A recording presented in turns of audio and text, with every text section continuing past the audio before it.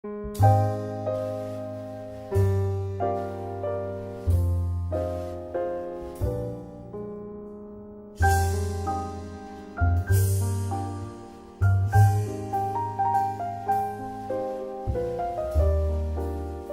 de América tuvo expectativas económicas que orientó el desarrollo de la conquista y la agrupación territorial.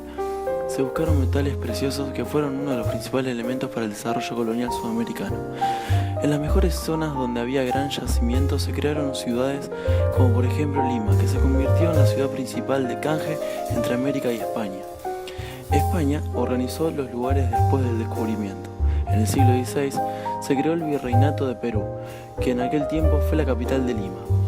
El comercio entre España y sus colonias se llevaba a cabo a través de un sistema llamado flotas y galeones, que era un sistema de puerto único que decidía qué mercadería podía salir y entrar en América. De Lima a Buenos Aires se descubrió el Río de la Plata y se exploró en el año 1527. Después se empezó a pensar en Buenos Aires porque el recorrido de las mercaderías tendrían que hacer la mitad del recorrido. En 1580 se funda Buenos Aires por segunda vez. En la misma se forman intereses locales que hacían su propia presión sobre lo que iban a hacer los españoles. Corrientes del poblamiento del actual territorio argentino. En el siglo XVI los españoles entraron a nuestro territorio en 3 pasos. El primer paso se llamó Corrientes de Despoblamiento del Norte.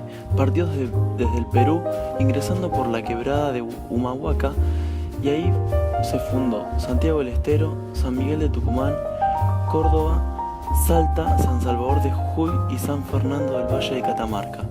El segundo paso tuvo como nombre Corriente de Poblamiento del Oeste, donde partió de Chile, cruzó la cordillera y se fundó Mendoza, San Juan y San Luis.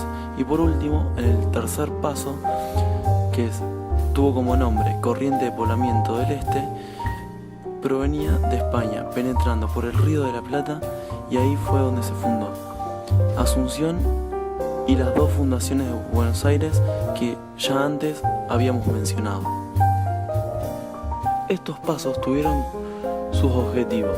Los objetivos fueron abrir territorios para trabajar la agricultura y la ganadería y así poder aprovechar los productos de la naturaleza.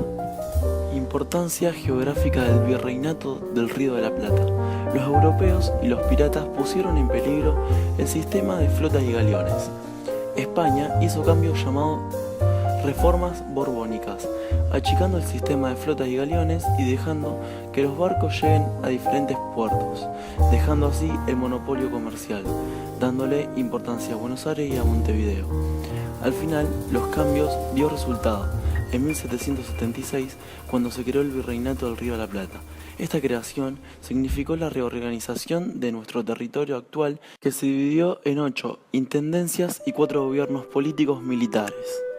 Desmembramiento del Virreinato del Río de la Plata.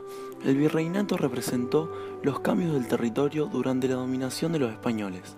El 25 de mayo de 1810 comienza la etapa de la independencia, con un proceso de organización territorial que está hecho con el objetivo de formar un Estado.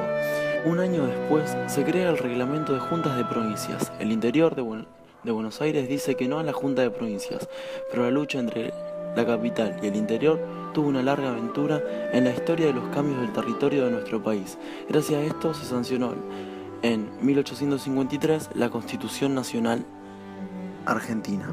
Camino a la Argentina actual. Mientras Buenos Aires se defendía porque tenía puerto y aduana, se mantuvieron diferencias y recién en 1861, cuando Buenos Aires derrota a Urquiza en Pavón, se creó la unificación del país, y recién en 1880 se dijo que Buenos Aires era la capital de la República Argentina. El Estado argentino. Argentina tiene 3.761.274 kilómetros cuadrados. Representa una extensión que se entiende por el espacio que tienen las actividades humanas. El Estado es una entidad jurídico-político-social, caracterizada por la existencia de un pueblo, un territorio y un ordenamiento superior, que es el gobierno. El Estado como tal debe definir un ámbito especialmente delimitado sobre el cual se asienta.